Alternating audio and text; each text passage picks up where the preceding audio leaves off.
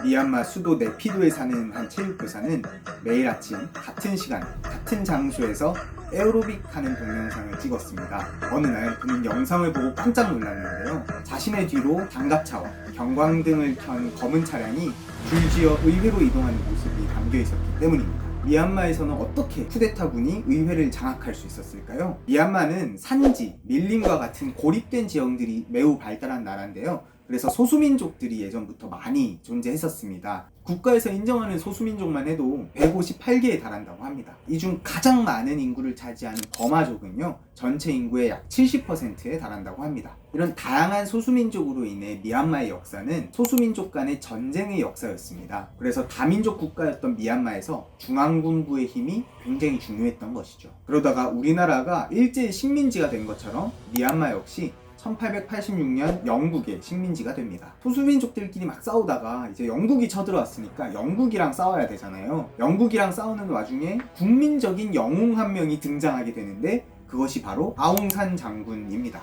그는 독립군을 창설하여 독립운동을 할 뿐 아니라 독립국가를 만들기 위해서 소수민족 대표자들을 일일이 찾아다니면서 지지를 호소했습니다. 또한 그들을 평등하게 대우하겠다고 약속하며 소수민족들을 통합하고 영국과의 독립협상을 주도적으로 이끌어냅니다. 그리고 미얀마는 1948년 마침내 영국으로부터 독립하게 됩니다. 그런데 독립의 기쁨도 잠시 아웅산과 함께 독립운동을 했었던 군인 레위는 1962년 쿠데타를 일으켜 스스로 총리가 됩니다. 그런데 이 사람 국정 운영 능력은 영에 수렴하는 최악의 독재자였습니다. 갑자기 사회주의 연방공화국을 선언해서 모든 기업들을 국유화해서 사회주의를 하고 소수민족에 대한 차별 정책을 펼칩니다. 또 외국 자본의 진출을 막거나 화폐 개혁도 아주 자기 마음대로 합니다.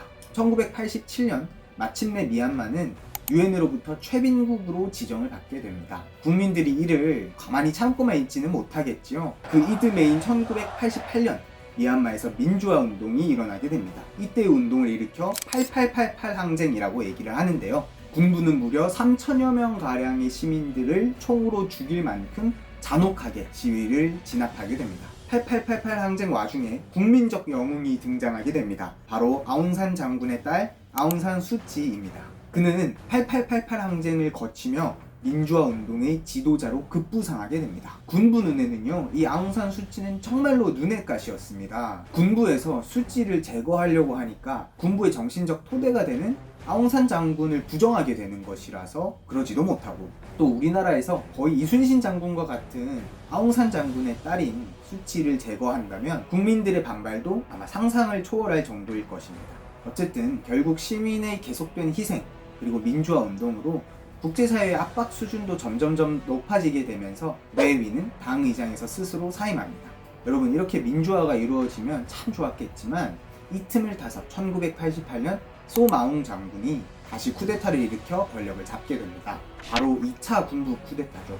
당시에는 서방의 압력이 엄청나게 작용하고 있었기 때문에 서방의 눈치를 보며 민주주의를 도입하기 위한 총선거를 실시해 민간정부의 권력을 이양하겠다고 밝힙니다. 물론 속마음은 달랐겠지만요. 1990년 총선에서 아웅산 수치가 이끄는 국민민주연맹 NLD 세력이 82%라는 어마어마한 득표율을 얻어서 압도적으로 승리하게 되는데요. 신군부는 그 결과를 무시합니다. 그리고 아웅산 수치에 대해서는 1989년부터 15년간 가택연금을 시켜버립니다. 즉 집에 가두어 놓고 못 나오게 하는 거죠. 이후에도 민주화 운동은 계속되고 특히 국제사회의 압박 강도도 점점 높아지게 됩니다. 특히 2007년에 이루어진 샤프론 혁명이라는 민주화 운동으로 인해서 2008년에는 자유선거가 치루어지게 되어 표면적으로는 민주화가 이루어지게 됩니다. 물론 군부는 다 계획이 있었습니다. 2008년 새로 제정한 헌법에서 군부는 전체 의원 의석수의 25%를 직능 비례대표라는 이름으로 군부에게 할당하게 됩니다. 더하여 군부는 대통령의 지위를 일체 받지 않을 뿐 아니라 군 최고사령관이 국방장관, 내무장관, 국경장관을 임명하는 헌법을 만들게 됩니다. 미얀마의 최고 통수권자도 국군 최고사령관으로 대놓고 정하게 되죠. 즉 군부가 어쩔 수 없어서 표면적으로는 민주화하는 척을 하면서 사실은 모든 실권을 군부가 가지고 있었던 것이죠. 2015년에는 수치가 이끌던 NLD가 상하원 총 491석 중 390석을 차지하게 되어서 압도적으로 승리하게 됩니다. 또 2016년에는 NLD에서 마침내 대통령까지 배출하게 되죠. 앞서 말한 어떤 안보와 관련된 국방장관이나 뭐 이런 자리들 외에는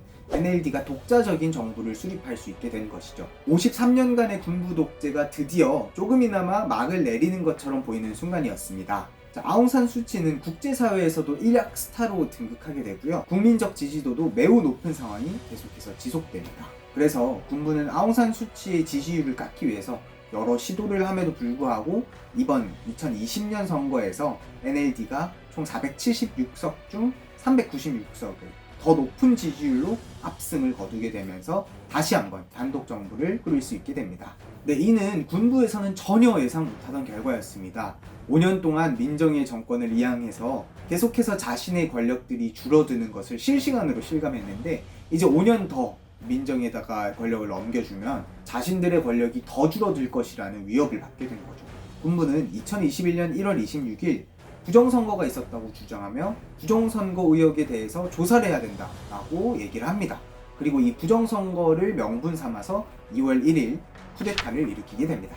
군부는 아웅산 수치와 윈민 대통령을 구금하게 되고요. 1년간 국가 비상사태를 선포하고 군 최고 사령관인 민 아웅 훌라잉이 대통령의 전권을 위임받게 됩니다. 미얀마 사태는요, 미중 간 패권 문제와도 긴밀하게 연결되어 있습니다. 중국 에너지원에서 대부분을 차지하는 어떤 원유나 천연가스들은요, 페르시아만을 통해서 인도만을 거쳐서 남중국해를 통해서 중국으로 들어오게 됩니다. 자, 그런데 이 남중국해를 거칠 때요, 이 원유의 90% 이상이 말라카 해협이라고 하는 곳을 지나게 됩니다. 이곳을요, 중국의 생명선이라고도 얘기합니다. 미국은 예전부터 이곳을 인도적으로 지원하겠다, 해적을 소탕하겠다 등 여러 이유로 들어와서 꽉 잡고 있습니다. 한마디로 미군이요, 여기 군함 하나 세워놓고요, 중국 배를 못 가게 하면 중국 산업은 다음날 아침부터 정말 큰일 나게 되는 겁니다. 중국은 그래서 대안을 마련해야 되겠죠. 네, 그래서 중국의 패권을, 중국의 영향력을 확장하는 1대1로 프로젝트에서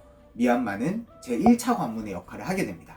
중국은 예전부터 미얀마와 좋은 관계를 유지하고 있었고, 미얀마의 짜유투 항구로부터 중국까지 800km의 송유관을 뚫고 이 송유관을 중심으로 해서 고속도로, 철로, 경제특구 등 여러 인프라를 깔아주고 있었습니다. 반면 미국은요, 중국이 자꾸 동남아로 패권을 확대해 나가는 것이 굉장히 불편했습니다. 또 미국이 동남아에서 유일하게 진출하지 못한 나라가 바로 미얀마였거든요. 그래서 미국은 쿼드라는 안보 협의체를 만들어서 중국의 패권 확대를 견제하고요.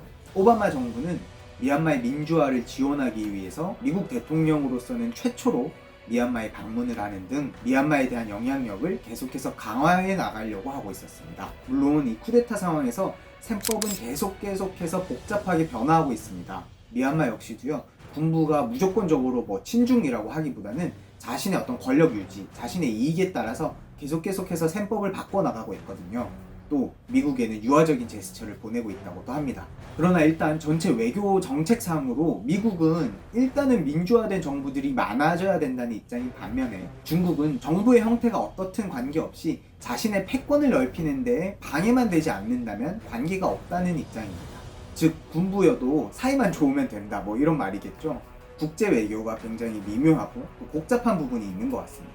그래서 조 바이든 대통령의 대중국 견제 외교가 첫 시험대에 올랐다라고 하는 얘기들이 많습니다. 사실 미국이나 중국이나 지금 미얀마에 대해서 뭔가 뾰족한 수가 있는 것 같지도 않고 서로 뭔가 개입을 자제하면서 적절한 수준의 제재만을 취하는 모양새입니다. 네, 여러분, 사실 이런 국제사회의 어떤 패권 경쟁 이런 것도 사실 무시 못하는 요소긴 하죠. 그런데 가장 중요한 것은 미얀마 국민들의 반응이 아닐까 생각합니다. 사실 민주화에서 가장 중요한 것은요, 국민들이 만들어내는 어떤 동력이거든요. 미얀마 국민들은 현재 매우 격렬하게 민주화 운동을 하며 군부에 저항하고 있고, 군부 역시도 과격하게 시위를 진압하고 있습니다. 시민들은 8888 항쟁에서 이름을 따와 지난 2월 22일 5-2 운동을 펼치기도 했습니다.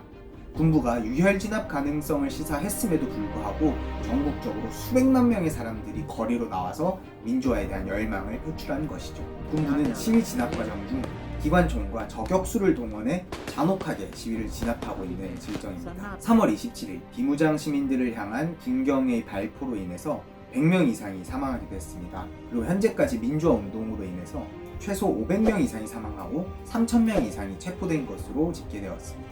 군부의 위세를 꺾는 일은 당장은 매우 어렵습니다. 수십 년간 군부의 조직은 아주 위협적으로 다져져 왔기 때문입니다. 그러나 시민들의 반발도 8888 항쟁보다 훨씬 더 치열한 상황이라고 합니다. 시민과 군부가 정말 서로 한 발도 물러설 수 없는 상황으로 치닫고 있죠. 실제로 많은 전문가들은 시위 초기에는 군부의 압승을 예상했었습니다. 그러나 지난 한두 달 동안 보여준 미얀마 시민들의 저항은 전문가들의 상상을 훨씬 뛰어넘는 수준이었습니다. 또한 시민들을 통해서 퍼져나가고 있는 어떤 반중 감정이라던가 군부 배후에 중국이 있다는 여론 역시도 중국에게 점점 더 부담스럽게 다가오고 있습니다.